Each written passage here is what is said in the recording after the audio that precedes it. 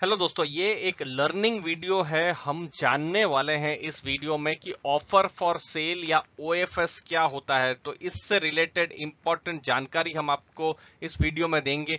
Steel authority of India limited या cell का अभी अभी ओएफएस आया है, तो ये क्या है, तो ये चीजों को हम आपको कॉन्सेप्ट के साथ कुछ प्रैक्टिकल एग्जांपल को हम आपको समझाएंगे दोस्तों। तो वीडियो को लास्ट तक देखते रहिए, कोई भी इंपॉर्टेंट इंफॉर्मेशन छूट ना जाए, क्योंकि भविष्य में कुछ ओएफएस आने वाले हैं और आपका ये जानना बहुत ही जरूरी भी है।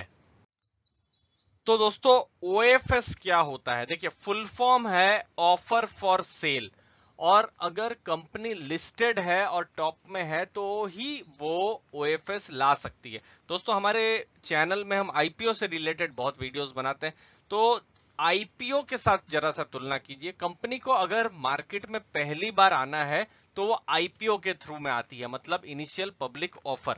लेकिन समझ लीजिए कंपनी ऑलरेडी ट्रेडिंग कर रही है और प्रोमोटर का अच्छा खासा स्टेक है, 10% से ज्यादा है। समझ लीजिए, चलिए 60% तक उनका स्टेक है और उनको 5% स्टेक बेचना है। बेचना क्यों हो सकता है? उनको फंड की जरूरत हो सकती है या कुछ भी हो सकता है। तो सबसे आसान और मिनिमम पेपर वर्क से जो तरीका है जिससे प्रोमोटर पैसा जो है ले सकते हैं अपना शेयर बेच के, तो वो है ओएफएस। तो यहां पर ये देखिए, प्रोमोटर सेल ए स्टेक, वहां पर प्रोमोटर अपना स्टेक को बेच रहे हैं। प्रोमोटर यहां पर जब अपना स्टेक बेचते हैं, मतलब उन्होंने अपना स्टेक को डाइल्यूट किया। जैसे यहाँ 60% है, 5% बेचा, तो प्रोमोटर का स्टेक अब कितना हो जाता है कंपनी में?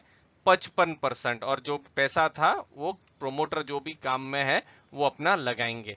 तो यहाँ पर कौन कौन? रिटेल है, एफआईआईज है, क्यूआईबी, यहाँ पर सब लोग यहाँ पर बिड करते हैं और कंपनी यहाँ पर एक फ्लोर प्राइस रखती है। अब इसको सेल या स्टील अथॉरिटी के साथ हम कंपेयर करते हैं। देखिए, सेल का जो प्रोमोटर है वो कौन है? गवर्नमेंट ऑफ इंडिया है। और सेल का जो स्टॉक प्राइस था वो 74 रुपीस के आसपास था, और तभी गवर्नमेंट ने एक दिन पहले अनाउंस किया कि सेल का हम ओएफएस लाएंगे।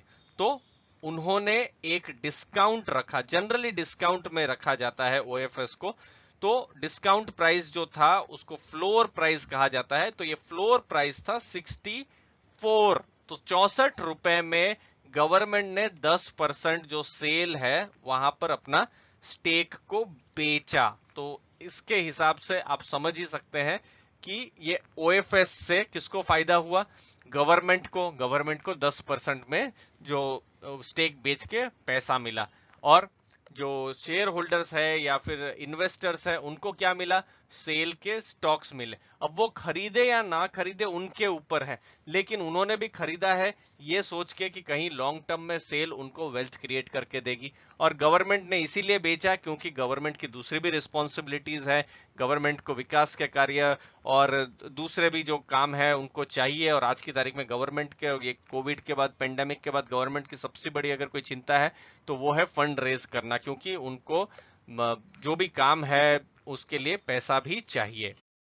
तो एज ए रिटेल इन्वेस्टर क्या आप ओएफएस में भाग ले सकते हैं? बिल्कुल ले सकते हैं। जैसे सेल का जो ओएफएस जो हुआ था, तो रिटेल कोटा पूरा सब्सक्राइब हो गया, ओवर सब्सक्राइब हुआ। और कुछ दिनों पहले आपको मैं एग्जांपल दूं, एक जीएमएम फॉडलर का ओएफएस आया था और वहां पर बहुत ही कम स्टॉक प्राइस, 6,500 7,000 के करीब था, और स्टॉक का प्राइस ओएफएस में 3,500 रखा गया था। तो हमने देखा भी था, स्टॉक का प्राइस भी उस समय गिर गया था दोस्तों, क्योंकि प्रोमोटर खुद ही 3,500 में बेच रहे हैं, तो उस हिसाब से वो गिरा था। तो आपके पास एक डीमैट अकाउंट होना चाहिए, आप अप्लाई यहाँ पर कर सकते हैं क्योंकि रिटेल का तो यहाँ पर कोटा है। हाँ, ध्यान रखें 2 लाख से ज्यादा का आप यहाँ पर बिड नहीं रख सकते हैं।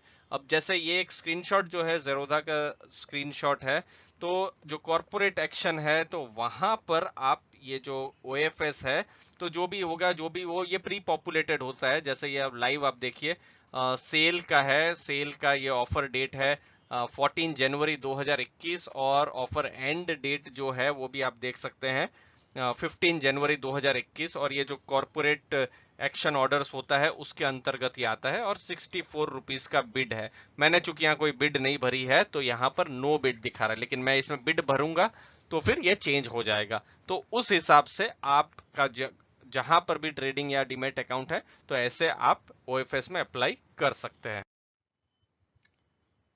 तो समझने की कोशिश करते हैं कि ओएफएस जनरली कंपनियां क्यों लाती है। देखिए, पहला रीजन जो इंपॉर्टेंट है वो है कि प्रोमोटर को पैसा चाहिए। जैसे सेल के केस में प्रोमोटर है गवर्नमेंट, और गवर्नमेंट को पैसा चाहिए उनको डेवलपमेंट प्रोजेक्ट के लिए, ग्रोथ के लिए उनको चाहिए दोस्तों। और प्राइवेट कंपनियां जो है वो भी ओएफएस लाते हैं, तो जनरली मीडिया में अलग अलग उनके रीजन होते हैं। समझ लीजिए किसी को अपने बिजनेस को ग्रो करना है तो उसके लिए ओएफएस लाए। तो ये चीज को आप हमेशा स्टडी करें अपनी रिसर्च में कि, क्योंकि ये देखिए दोस्तों, ये हम आपको फ्रेमवर्क बता रहे हैं, तो कंपनी का या प्रोमोटर का क्या उद्देश्य है। ऐसा भी हो सकता है कि प्रोमोटर बहुत ज्यादा भाव है तो ओएफएस के जरिए अच्छे भाव का वो फायदा ले रहा हो, कोई भी रीजन हो सकता है, तो वो चीज को भी समझना जरूरी है। बट जनरली जो डेवलपमेंट है उनका रहता है कि कंपनी का ग्रोथ करना है तो उसके लिए हम पैसा लगाएंगे, तो इसीलिए भी ओएफएस आता है। तो ये चीज को जान के रखिए, सिंपल प्रोसेस है।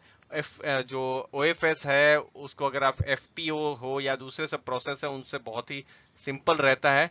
कंपनी को सिर्फ 2 दिन पहले मार्केट को बताना पड़ता है, या 1 दिन पहले भी आजकल बता रहे हैं तो बताते हैं, और 2 दिन के अंदर ये ओएफएस है वो खत्म हो जाता है। और यहाँ पर डायरेक्ट ये सब कैश में ही, कैश का मतलब है डायरेक्ट उसी समय में पेमेंट होता है एक्सचेंज के थ्रू में, तो जल्दी से पेमेंट जो है प्रोमोटर को भी मिल जाता है और यहाँ पर शेयर भी कुछ ही दिनों में ट्रांसफर हो जाते हैं। अब इसके क्या क्या एडवांटेजेस हैं, देखिए, इन्वेस्टर को सबसे पहला जो चीज है जो जाननी चाहिए वो है कि कंपनी का अगर वो ग्रोथ देख पा रहे हैं और प्रोमोटर बेच रहा है और कंपनी में वो अंडर वैल्यू देख पा रहे हैं इन्वेस्टर, तो उनको कंपनी का जो स्टॉक है कुछ डिस्काउंट में मिल रहा है, जैसे 74 का 64 में। गवर्नमेंट को बेचना था, गवर्नमेंट का उद्देश्य, लेकिन आपको अगर 64 में सेल सस्ता लग रहा है तो आपके लिए एक तरीके से विन विन डील जैसी हो गई। लेकिन अपनी रिसर्च जरूर करनी है। ओएफएस डिस्काउंट में होता है वो तो एक फायदा है ही, सिंपल पेपर वर्क है। आप ऑनलाइन आपके डीमेट ट्रेडिंग अकाउंट से भी अप्लाई यहाँ पर कर सकते हैं। आपको यहाँ पर लॉन्ग टर्म सोचना है, ये बहुत जरूरी है। आप जो प्रोमोटर है वो तो बेच लिए हैं, लेकिन आपको इस कंपनी पर लॉन्ग टर्म का ही व्यू रखना है, कोई भी कंपनी हो, सेल की बात नहीं कर रहे हैं दोस्तों। इसको मैं डिसएडवांटेजेस तो नहीं कहूंगा, लेकिन ये जानना बहुत जरूरी है अगर आप ओएफएस में अप्लाई कर रहे हैं कि प्रोमोटर क्यों सेल कर रहा है या बेच रहा है। बिल्कुल समझ लीजिए बुल मार्केट है और ओएफएस आया है तो कुछ प्रश्न करने जरूरी है, और मैनेजमेंट का अगर ठीक ठाक उत्तर हो, अगर आप कन्विंस्ड हो तो ही ओएफएस में आप अप्लाई करें। मतलब इंटेंशन जो है प्रोमोटर का समझना बहुत जरूरी है। बहुत केसेस में ऐसा भी होता है, जैसे गवर्नमेंट के केस में, कि शायद उनकी अब मजबूरी बन चुकी है क्योंकि उनको पैसा चाहिए। उनको हो सकता है कि सेल भले ही अंडर वैल्यूड हो लेकिन वो खरीद रहे हो, सॉरी बेच रहे हो। ऐसा भी हो सकता है कि उनको ऐसा लग रहा हो कि सेल जो है वो अच्छा खासा बढ़ चुका है, अब हमको बेच देना चाहिए। तो हमको वो इंटेंशन भी समझना है, और उसके लिए कोई भी आपको बाहर से रिसर्च नहीं, आपको खुद ही स्टडी करनी पड़ेगी। और हमारे चैनल में हम वो फ्रेमवर्क्स हैं उसके बारे में हम आपको बताते रहते हैं, जिससे आपको डिसीजन लेने में आसानी हो, क्योंकि लर्निंग बहुत ज्यादा जरूरी है। ग्रोथ के लिए ले रहे हैं ओएफएस या फिर क्या रीजन है, तो ये सब चीज सोचिए दोस्तों। उम्मीद है आपको वैल्यू मिली होगी, कुछ नया सीखने को मिला होगा इस वीडियो से। आपने अपना समय दिया उसके लिए बहुत बहुत धन्यवाद। वीडियो अच्छा लगा हो तो जरूर लाइक शेयर सब्सक्राइब कीजिएगा। Thank you very much.